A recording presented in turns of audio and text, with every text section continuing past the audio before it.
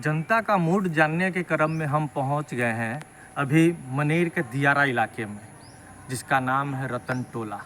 तो एक सज्जन बड़े ही खेत में घूम रहे हैं, तो हम सोचे कि उस सज्जन व्यक्ति से कुछ वार्तालाप कर लेते हैं। तो वार्तालाप के क्रम में सर, क्या नाम हुआ आपका? जी, मेरा नाम मनोज कुमार हुआ।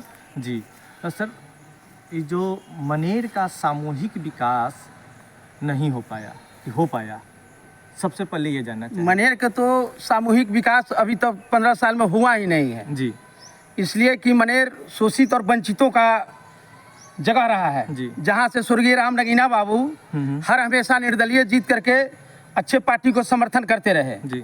और उनके द्वारा एक जो कॉलेज का निर्माण कराया गया था, लेकिन वह विरासत को उनके पुत्र श्रीकांत रियाला ने संभालते हुए एक आलीशान बिल्डिंग दे करके और पूरे शोषित वंचितों के बाल बच्चों को पढ़ाई लिखाई का सुविधा उन्होंने मनेर में सुनिश्चित करने का काम किया। यह विकास में है जी।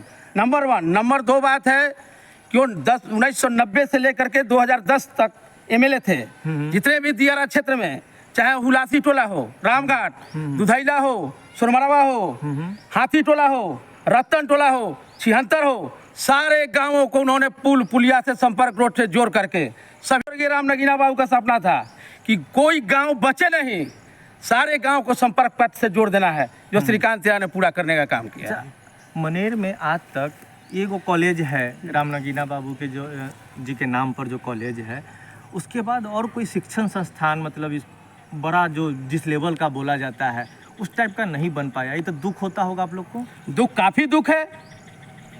ये आरजेडी के नाम पर, लालू जी के नाम पर कुछ लोग जीत करके और अपना धन अर्जन कर रहे हैं, बना रहे हैं, मीडिया में केवल हैं, विधानसभा में जा रहे हैं, फोटो खिंचवा रहे हैं, लेकिन मनेर में विकास के नाम पर उनको हर जगह जीरो है। जी। ये प्रोटोकॉल के आधार पर मुख्यमंत्री समग्र विकास योजना के तहत जो गांव घर में जो काम हो रहा है उसमें केवल प्रोटोकॉल में केवल उनका नाम लिखाता है, न कि उनका फंड है।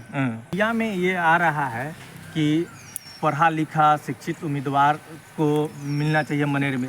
देखिए, यहाँ तक जो पढ़े लिखे के बाद कुछ लोग करते हैं जी। तो उनके माता और पिता दोनों शिक्षक थे जी। तो पढ़े, लेकिन एक खेत खलिहान में रहने वाले के बाल बच्चा डबल MA करके और प्रचार के कार्यभार संभालते हुए जनता का जो सेवा किए हैं वह सबके बस की बात नहीं है। पढ़ा लिखा वही व्यक्ति होता है जिसके पास ज्ञान भी होना चाहिए, विद्वता भी होना चाहिए। तो इनके पास विद्वता और ज्ञान दोनों है। शिक्षित के साथ साथ ज्ञानी भी होते हैं, लेकिन एक शिक्षित होते हुए उनका कोई ज्ञान ही नहीं है कि क्षेत्र का विकास कैसे हो। वैसा भी शिक्षित व्यक्तियों का यहाँ नाम आ रहा है जो कि विधानसभा में कहीं कोई अस्तित्व नहीं है।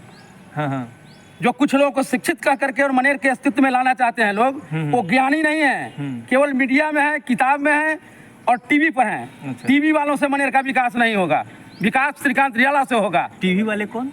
टीवी वाले निखिल आनंद है। अच्छा। उनका कोई अस्तित्व नहीं है। उनका मनेर में है, सब चीज है।